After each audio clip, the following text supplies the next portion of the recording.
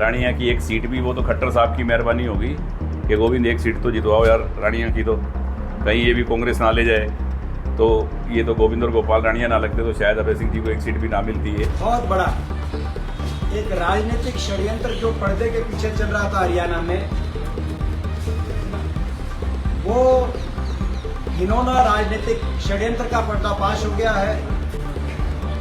एक नूरा कुश्ती चल रही थी हरियाणा में इनेलो और बीजेपी की। एक गुप्त गठबंधन चल रहा था इनेलो और बीजेपी का, जो हम लगातार कह भी रहे थे। हलोपा प्रमुख गोपाल कांडा के इस बयान से भाजपा और इनेलो के बीच पर्दे के पीछे चल रहे गुप्त गठबंधन का पर्दाफाश हो गया है। इनेलो ने विधानसभा चुनाव में भाजपा के साथ रानिया, एलनाबाद और डब वाली सीट पर गुप्त समझौता किया और बाकी अन्य सीटों पर भाजपा की मदद करने के लिए ऐसे प्रत्याशी उतारे जिन्होंने कांग्रेस के वोट बैंक में सेंध लगाई और तीसरी बार सरकार बनाने में भाजपा की मदद की। जी हाँ, ये कहना है कांग्रेस सांसद दीपेंद्र हुड्डा का, जिन्होंने आज कांडा के इसी बयान को लेकर दिल्ली में प्रेस कॉन्फ्रेंस बुलाई और कहा कि इनेलो, जजपा और हलोपा में कोई फर्क नहीं है। ये सभी भाजपा की बी टीमें हैं, जिनके सहारे भाजपा चुनाव में वोटरों को धोखा देती है। बहुत बड़ा एक राजनीतिक षड्यंत्र जो पर्दे के पीछे चल रहा था हरियाणा में, वो घिनौना राजनीतिक षड्यंत्र का पर्दाफाश हो गया है। एक नूरा कुश्ती चल रही थी हरियाणा में इनेलो और बीजेपी की। एक गुप्त गठबंधन चल रहा था इनेलो और बीजेपी का, जो हम लगातार कह भी रहे थे और लगातार अलग अलग पहलू इस गठबंधन के सामने जनता के आते रहे हैं समय समय पर। लेकिन जो कल बात आई, उसके बाद जो कल सिरसा के पूर्व विधायक गोपाल कांडा का बयान आया, उसके बाद सारी बात जनता के सामने आ गई है। उन्होंने साफ रूप से कल ये कहा, गोपाल कांडा जो पूर्व विधायक सिरसा के हैं और उनकी अपनी एक पार्टी है, वो बीजेपी के गठबंधन के सदस्य भी आज भी, उन्होंने कहा कि रानिया की सीट खट्टर साहब के आदेश अनुसार और उनकी मेहरबानी से उन्होंने, बीजेपी ने मिलकर अभय सिंह चौटाला के लड़के को रानिया की सीट इनेलो के उम्मीदवार को जिताने का काम किया। और ये आपको याद होगा, मैं तो पहले भी कई बार मैंने बात कही हुई है कि इनका आपस का गठबंधन था,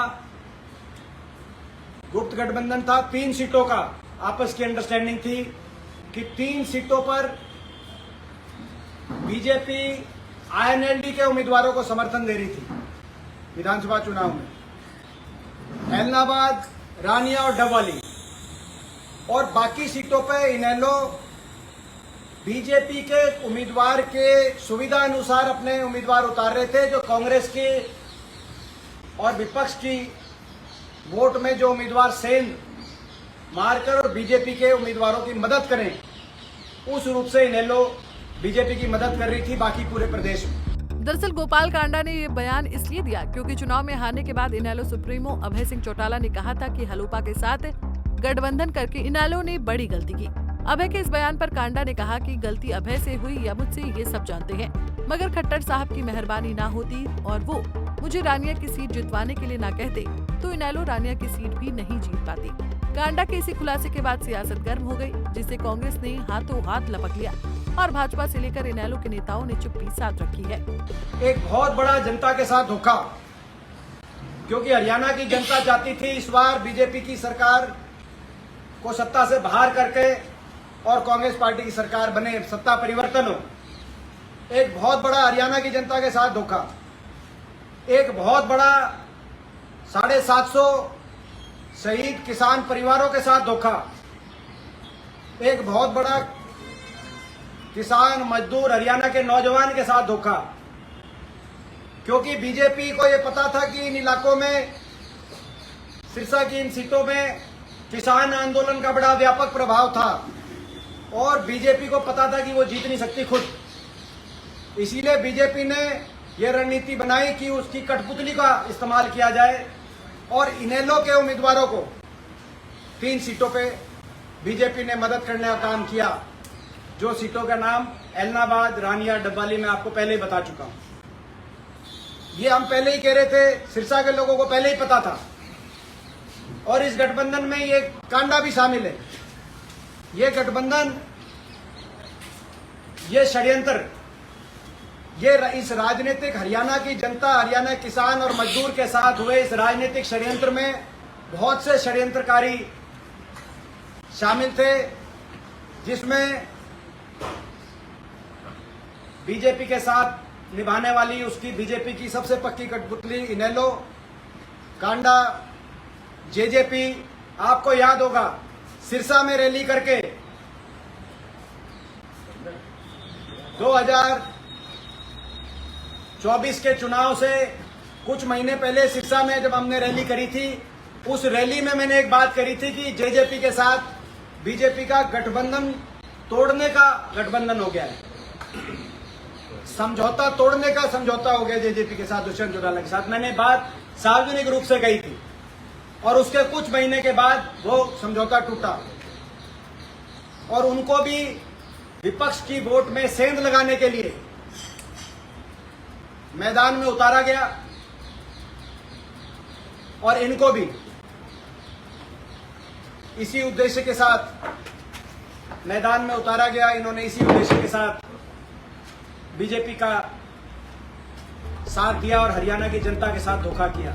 दीपेंद्र हुड्डा ने इनेलो, जजपा और हलोपा को भाजपा की बी टीम करार देते हुए पिछले राज्यसभा चुनाव का भी जिक्र किया और राज्यसभा सांसद कार्तिकेय शर्मा के बयान का हवाला देते हुए भाजपा पर एक और राजनीतिक षड्यंत्र रचने का आरोप लगा दिया। उन्होंने कहा कि इन दोनों राजनीतिक षड्यंत्रों का खुलासा हो चुका है और वो बहुत जल्द इसमें शामिल अन्य लोगों का भी चेहरा उजागर करेंगे। बहुत बड़े स्तर पे राजनीतिक षड्यंत्र हरियाणा के अंदर हो रहे थे। कुछ दिन पूर्व आपने ये भी देखा कि पिछले राज्यसभा चुनाव में जब कांग्रेस के अजय माकन उम्मीदवार थे, उस समय के जो भाजपा के उम्मीदवार थे और अब सांसद हैं, उन्होंने कांग्रेस के 2 विधायकों का नाम लिया कि इन 2 विधायकों की वोट से मैं बना था। हम ये बात भी हम पहले कह चुके थे कि कुछ लोग मिले हुए थे, उन्होंने वो बात भी सबके सामने रखी, प्रदेश की जनता के सामने। वो सच भी आया, प्रदेश की जनता के सामने आज ये सच भी आ गया। सारा का सारा सच आज जनता के सामने है। लेकिन फिर भी हमने इस सारे षड्यंत्रों के बावजूद, भाजपा के साम दाम दंड भेद यंत्र मंत्र तंत्र की राजनीति के बावजूद और केंद्र सरकार के माध्यम से भाजपा ने कई लोगों पर इस तरह के षड्यंत्र के कई लोगों को, अपने शक्तियों को अपने साथ मिलाकर कांग्रेस को और प्रदेश में बदलाव को रोकने के लिए जो सारी कार्रवाई करी, उसके बावजूद कांग्रेस पार्टी, आप जानते हैं, मजबूती से हमने चुनाव लड़ा। भाजपा ने साम दाम दंड भेद से सरकार बनाई। धीरे धीरे सारी बात आज जनता के सामने आ गई है और भी कई ऐसी परतें जो आगे आएंगी और बहुत जल्दी उनका भी हम जल्दी ही एक और प्रेस कॉन्फ्रेंस करके, आज तो कल ये बात आई थी तो आज आपके सामने रख रहे हैं, जल्दी एक और प्रेस कॉन्फ्रेंस करके कौन कौन बीजेपी के एजेंट, सबका सारा जो सारे कौन कौन षड्यंत्रकारी, राजनीतिक षड्यंत्रकारी हरियाणा की जनता के खिलाफ जिन्होंने षड्यंत्र रचा, वो सारी बातें आपके सामने और भी हम दोबारा से लेके आएंगे। वहीं इस प्रेस कॉन्फ्रेंस के दौरान दीपेंद्र हुड्डा ने याद दिलाया कि 2014 में इनेलो की 20 सीट आई थी, लेकिन 2019 के चुनाव में इनेलो 20 से घटकर 1 पर आ गई, क्योंकि इनेलो ने 5 सालों तक विपक्ष की भूमिका निभाने की बजाय सत्ता पक्ष को खुश करने का कोई मौका नहीं छोड़ा। दीपेंद्र ने कहा कि भाजपा ने इनेलो, हलोपा और जजपा को साथ में लेकर हरियाणा में बहुत बड़ा राजनीतिक स्कैंडल को अंजाम दिया, जिसके चलते किसानों, मजदूरों और युवाओं के साथ धोखा किया गया, जो भाजपा को सत्ता से हटाना चाहते थे। दिल्ली से कमल कुमार कंसल के साथ bureau report, Punjab Kesari TV. हमसे जुड़े रहने के लिए हमारे YouTube चैनल को सब्सक्राइब करें और नई वीडियो की नोटिफिकेशन के लिए बेल आइकॉन को दबाएं। अगर आप ये वीडियो Facebook पर देख रहे हैं तो लाइक जरूर करें और ज्यादा से ज्यादा शेयर करें। धन्यवाद।